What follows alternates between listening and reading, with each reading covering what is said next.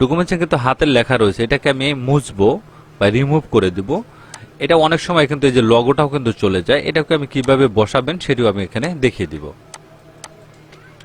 প্রথমে rectangular marking টুলে চলে যাবেন, এই যে ব্ল্যাঙ্ক জায়গাটা রয়েছে এটাকে প্রথমে এভাবে মার্ক করবেন, কিবোর্ডের কন্ট্রোল অল্টার শিফট ধরে এভাবে কপি করে এনে এখানে আপনি বসাবেন। আমি খুব দ্রুত করছি বিদায় কিন্তু এটা কিন্তু একটু আঁকা বাঁকা হয়ে যাচ্ছে। আপনারা যখন কাজ করবেন তখন এটা খুব ধীরগতিতে কাজ করার চেষ্টা করবেন, তখন দেখবেন অনেকটা সুন্দর কিন্তু হয়ে যাবে। মোটামুটি কিন্তু হয়ে গেল, দেখতে পাচ্ছেন এটা কিন্তু রিমুভ হয়ে গেছে।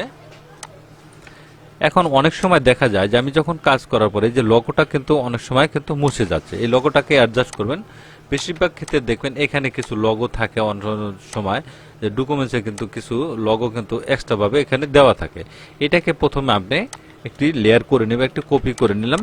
এখন নিচে লেয়ারে এসে কন্ট্রোল জে বাটন প্রেস করে দিয়ে এটাকে যখন আপনি একটু হাইলাইট বাড়িয়ে দিবেন বা একটু কমিয়ে দিবেন, এই লেখাটা কিন্তু একটু উজ্জ্বল হয়ে যাবে।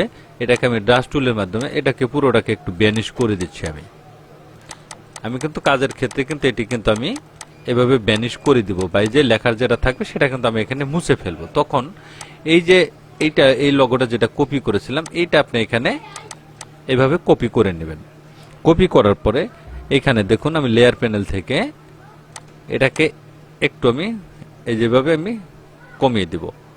আপনি এখান থেকে করতে পারেন অথবা বেন্ডিং অপশন থেকে, এই বেন্ডিং অপশন এখান থেকে কিন্তু আপনি এটা কিন্তু হালকা একটু কমিয়ে দিতে পারেন, দেখতে পাচ্ছেন। এটা যদি আপনি একটু বাড়িয়ে দেন তাহলে দেখবেন দেন ওকে।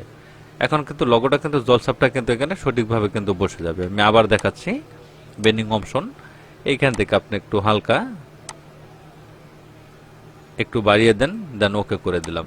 এখন দেখুন লেখাটা কিন্তু নিচে চলে গিয়েছে। এইখান থেকে এখন আপনি একটু ফিল কালারটা একটু কমিয়ে দিবেন। এখন দেখুন লোগোটাও কিন্তু ঠিক রইলো। আমার যেখানে আমি লেখাটা রিমুভ করে দিলাম সেটা কিন্তু হয়ে গেছে। আমি সমস্তগুলো দেখালাম না, আপনারা যখন কাজ করবেন তখন এটা দেখে নেবেন।